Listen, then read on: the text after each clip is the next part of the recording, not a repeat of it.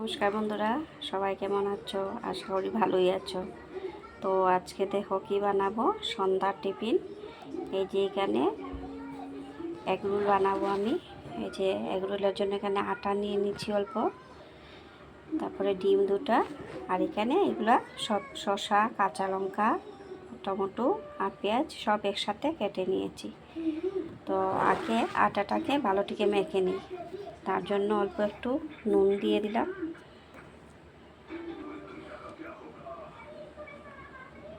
অল্প তেলটা দিয়ে দিলাম।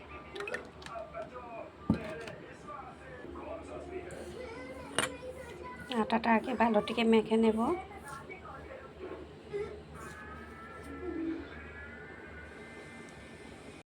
আটাটা মাখা হয়ে গেছে আমার।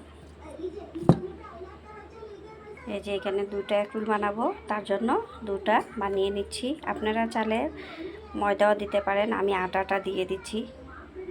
এখন বলে নেব এটা রুটির মতন। এই যে রুটিটা আমার বলা হয়েছে দুটা। রুটিটা বসিয়ে দিলাম, ভালোটিকে ভেজে নেব।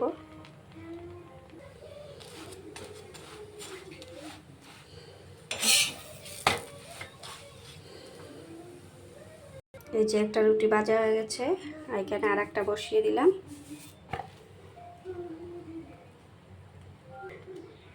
তেলটা দিয়ে দিচ্ছি।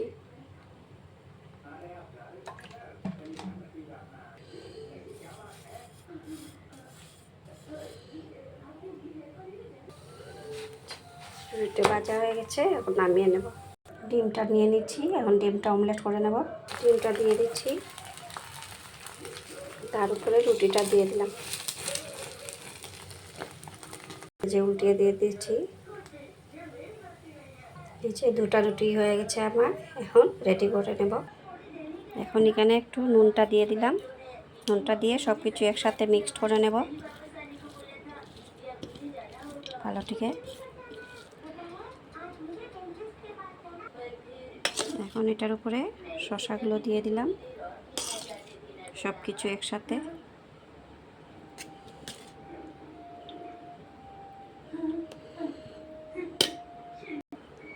এখন সসটা দিয়ে দেব।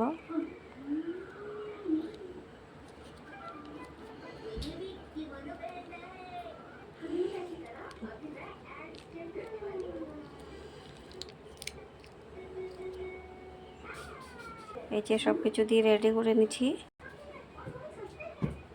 এই যে দুটা এগরোল আমার রেডি হয়ে গেছে। আমার এগরোলটা পুরো রেডি হয়ে গেছে। তোমাদের ভালো লেগেছে নাকি? ভালো লাগলে অবশ্যই একটা লাইক করো, সবাই কমেন্ট করো আর শেয়ার করো।